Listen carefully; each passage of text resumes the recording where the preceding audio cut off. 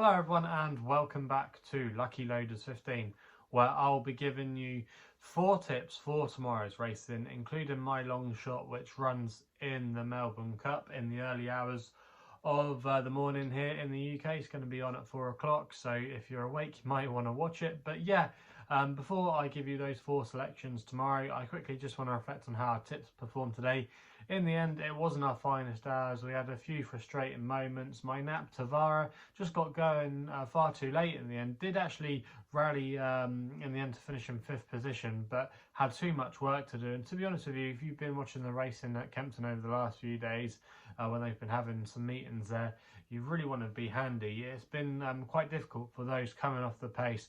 A lot of the horses that have been filling the places have been up with the pace, and in the end that probably went against him in the end. My next best, Luke de Mold, actually ran okay, I thought, at Hereford. He did look like he was a bit detached at one point, but he ran on quite well in the closing stages, and he shaped like probably step up and trip to 2.5 miles will really suit him. But I thought it was a satisfactory chase debut, and he's one to make a note of for next time potentially. So yeah, not a bad effort from him, but it's not obviously what we wanted.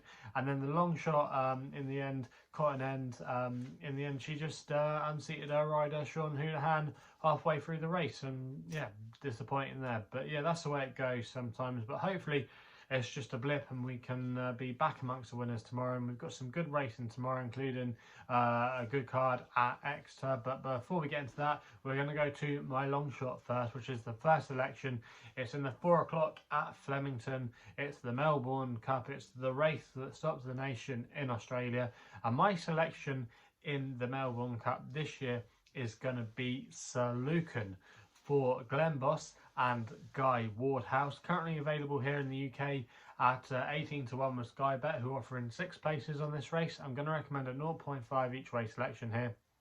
Now this horse, Sir Lucan, he has been a little bit of a cliff horse for me so far this year in the UK. I put him up on a couple of occasions. He caught my eye when he out-battled Wordsworth in a good race there, and Wordsworth in the end went on to be a bit of a yardstick in some of the top Group 1 middle distance races in Europe. So he did set himself a good standard that day to then maybe go on and maybe become a St. Leger horse.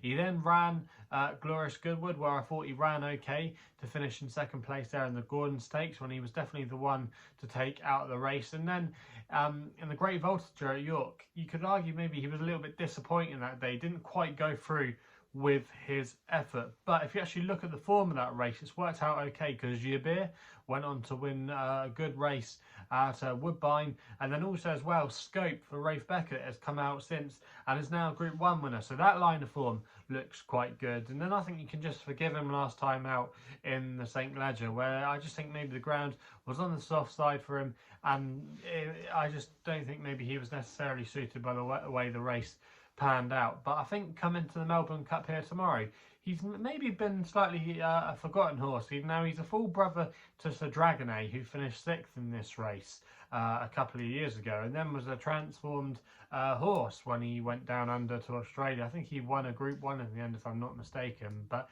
yeah, he has got a good pedigree if you look at him. I just think he could be suited by this race tomorrow. The younger horses in the Melbourne Cup over recent years have got a good record in this race, and also as well horses that ran in the St. Leger. You might remember Rekindling for Joseph O'Brien. I think he finished 5th possibly in the St. Leger, but he ran a blinder there, and it worked out to be one of the best Ledgers in recent times. And I just think it's a good angle tomorrow. He's drawn in stall 18, which isn't the worst place to be drawn out in the Melbourne Cup. There have been winners from that part of the track in recent years, so I don't necessarily think it's a negative. And I just think the favourite here is dominating a little bit too much of the market. And if you're looking at the likes of Spanish Mission and Sir Lucan, obviously you think from a European perspective Spanish Mission is the more likeable type, but like I say, just could transform him going into the Melbourne Cup. And it's interesting that they haven't had a prep run either. They've just come straight here with him. So Sir Lucan at 18 to 1, I think he's not a bad each way price there, and I'd be disappointed if he couldn't give us at least a good run for our money. So I'm going to recommend a 0.5 each way selection there.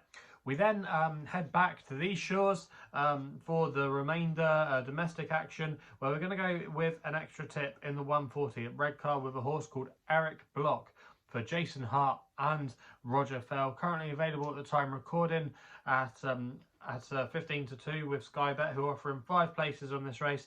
I'm going to recommend a 0.5 each way selection here. Now, this horse, Erich Bloch, returned to a little bit of form last time out when he finished in 3rd at Catterick. I think that was actually quite a warm race for the grade. There was some interesting horses in there, and like I say, that was his best effort for some time. He's also got a good record at this time of the year.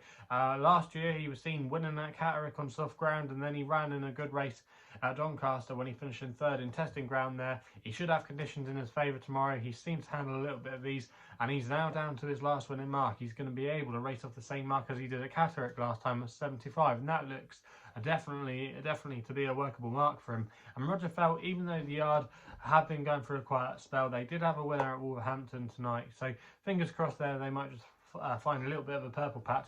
And I just think Erich Bloch here is an interesting contender. You want to be drawn low as well at Redcar at this time of the year, or at least if you've been looking at the recent meetings, that's been the place to be.